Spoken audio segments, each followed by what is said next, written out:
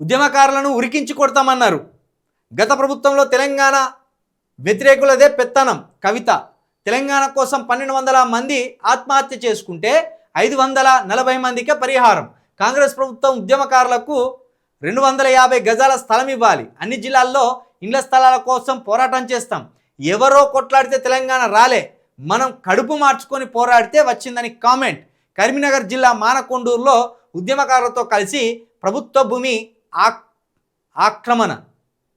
కరీంనగర్ జిల్లా మానకొండూరులో కామెంట్ చేసింది, ఉద్యమకారులతో కలిసి ప్రభుత్వ భూమి ఆక్రమణ.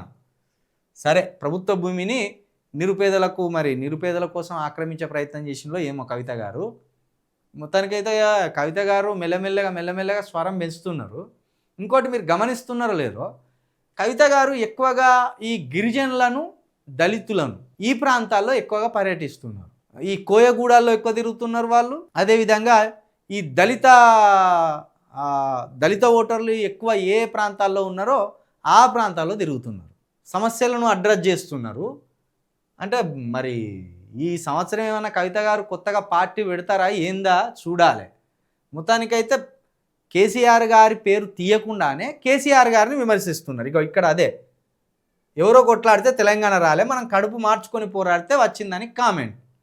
అంటే కేసీఆర్ గారి మీదనే ఆమె ఇండైరెక్ట్గా కామెంట్ చేసిందని అర్థం చేసుకోవచ్చు. సరే, 1200 మంది ఆత్మహత్య చేసుకున్నారు, 540 మందికి పరిహారం ఇచ్చిందట. అంటే మరి మిగతా అయితే ఈ రాష్ట్ర ప్రభుత్వం ఇవ్వవలసిందే. ఇక గతంలో కేసీఆర్ గారు కొందరికి ఇయ్యలేదు అంటున్నారు కవిత గారు. మరి మిగిలిన వాటిని కాంగ్రెస్ ద్వారా ఇప్పించే ప్రయత్నం చేస్తే కవిత గారికి ఆ క్రెడిట్ దక్కుతుంది. ఇక ఈ కాంగ్రెస్ ప్రభుత్వంలో 250 మందికి 250 గజాల స్థలం ఇస్తామన్నారట ఉద్యమకారులకు. 1200 మంది ఉద్యమకారులకు, కుటుంబాలు కోల్పోయిన వాళ్ళు, వ్యక్తులను కోల్పోయిన వాళ్ళకు 250 గజాల స్థలం ఇస్తామన్నారట. మరి అవి ఇప్పటివరకు ఇవ్వలే. వాటిని కూడా కవిత గారు అడ్రస్ చేసింది. మొత్తానికి మారుమూల ప్రాంతాలకు చొచ్చుకపోతున్నారా కవిత. మరి ఆమె పోరాటం ఏ దిశగా పోతుంది, ఏ డైరెక్షన్ తీసుకుంటుంది, ఆమె తీసుకున్న డైరెక్షన్ వల్ల తెలంగాణలో ఏమైనా బెనిఫిట్ జరుగుతుందా, కొత్తగా తెలంగాణలో ఏమైనా నాయకత్వం పుట్టుకొస్తుందా, కొత్త ఉన్న సమస్యలను పరిష్కరిస్తారా, కొత్త సమస్యలు ఏమైనా ఎదురవుతాయి చూడాలి.